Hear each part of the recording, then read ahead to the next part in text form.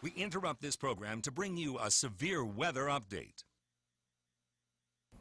Good morning, everyone. I'm meteorologist Karissa Sanford. We have some inclement weather making its way into central Illinois, and we want to tell you specifically about a tornado warning that's moving through parts of Peoria, Woodford, and Tazewell County right now. You can see some very heavy rainfall, strong lightning associated with this, and also we want to tell you about a funnel cloud that was spotted by a train spotter near Route 29. We could see some rotation that's already indicated on radar. We're going to zoom in and show you that there has been some rotation spotted near Pekin, and when you see those moving in opposite directions, that's when you get that rotation. Cody, it looks like another tornado warning was just issued to the northwest of that. Can you give me a little more info on that? Yeah, that's right, Karissa. New National Weather Service issued a new tornado warning for Marshall, Tazewell, and Woodford County until 11:30 a.m. If you're in any of these areas, remember we were talking Tazewell, Woodford, Peoria County, all the counties that Cody mentioned. You have to take cover ASAP, lowest level, most interior room. We do have a confirmed tornado that was located near East Peoria and moving northeast at 55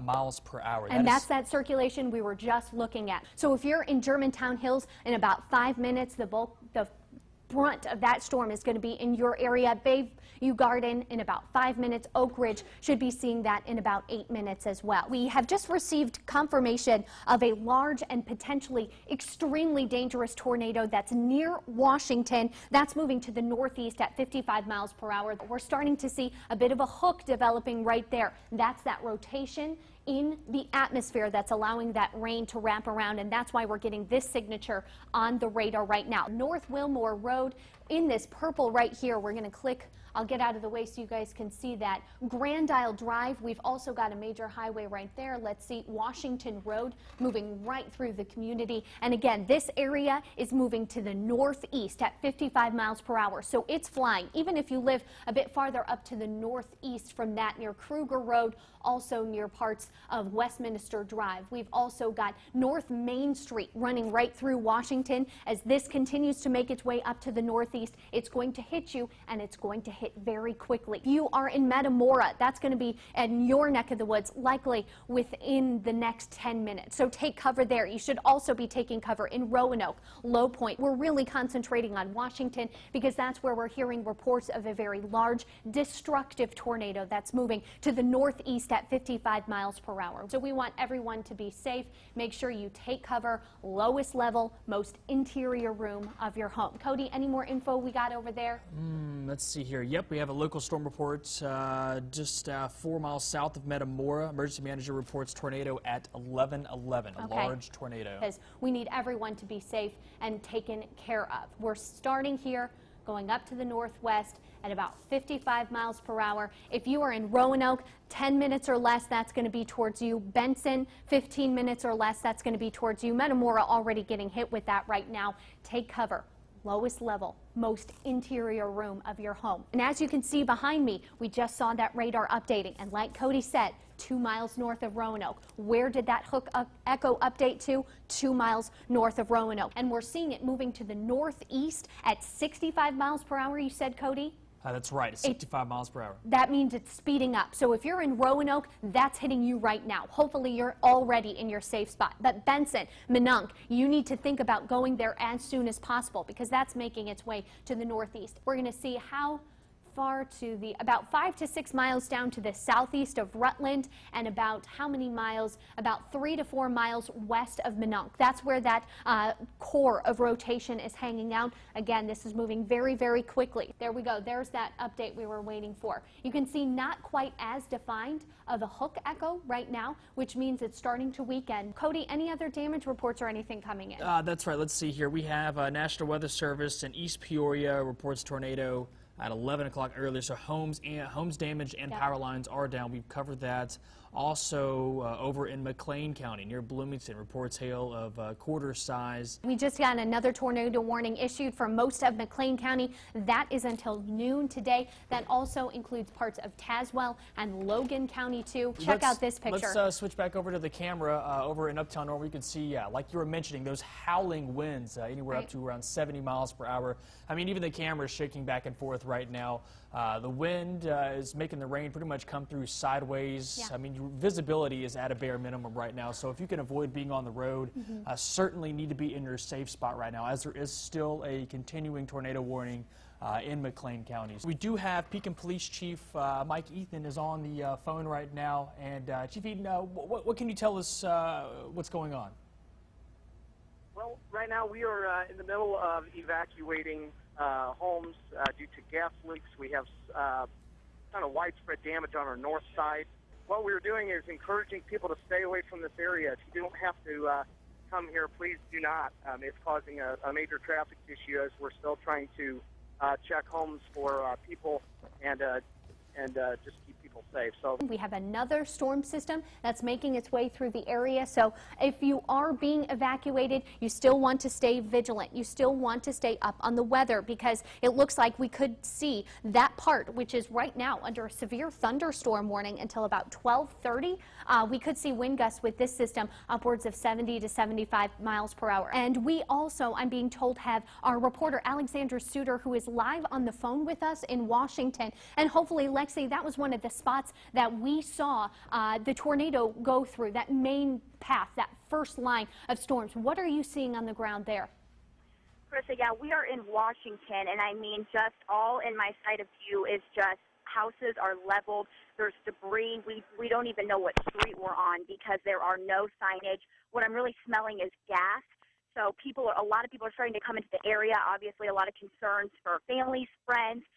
We're finally starting to see some police cars and some ambulances. Obviously, nobody had any phone access, so it just was very eerily quiet. A lot of people just kind of scrambling around, coming out of their homes, just utterly in shock. I mean, there are homes that it's just wood piles. You can see clothes.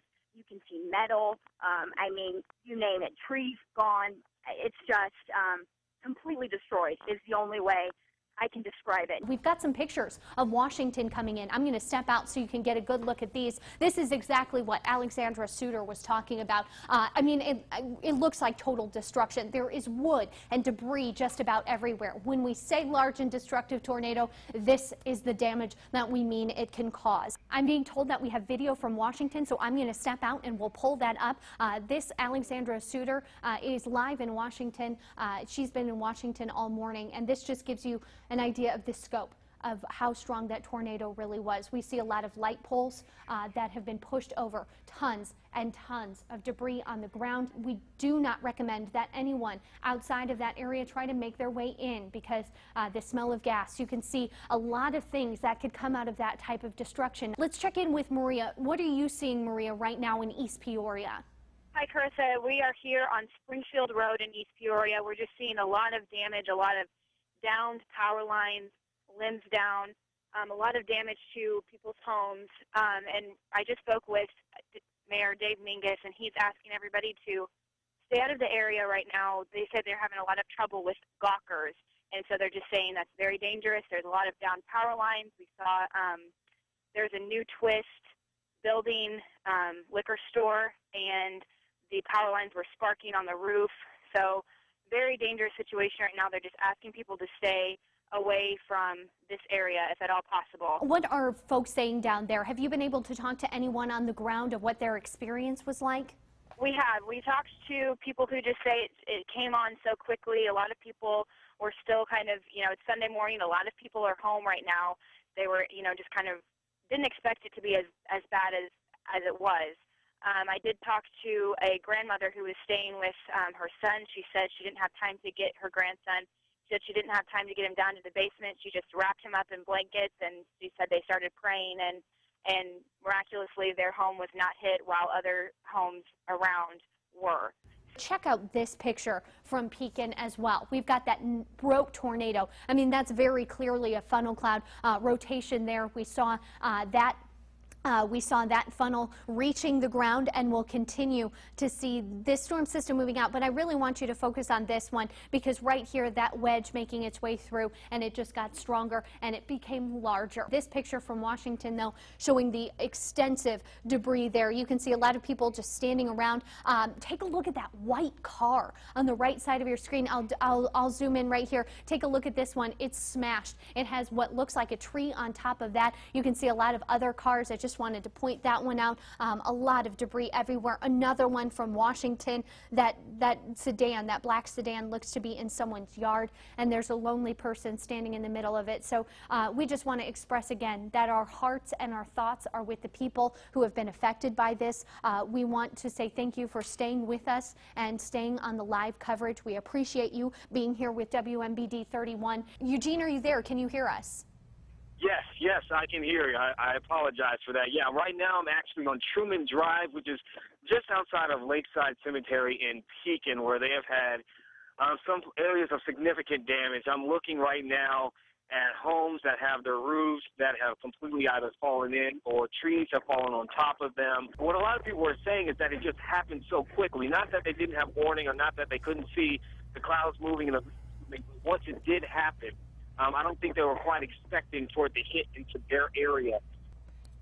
Okay, Eugene, thank you very much. And, you know, I think the most miraculous thing of all is that so far we have not heard of any casualties on this. We have heard, I'm sure there are some injuries, and I know, especially in Washington, they're going through, and I'm sure Pekin as well, they're going house to house to make sure that people are not inside their homes. Anybody that's lived around here for a long time, and you can attest to this because you're from the Chicago area originally, we don't get this kind of weather in November, in the middle of November. Nothing this destructive. We are just on the edge of Washington, right by Route 24 right now, and I want you to get as close of a look as you can. Off to my left, this is the northern edge of the neighborhood that was just flattened by this tornado. Now, earlier today, we were in the middle of that. We arrived just about 10 minutes after it went through, and I can tell you the homes were just leveled. I mean, it was just piles of rubble, anything from carpet to garage doors to plywood.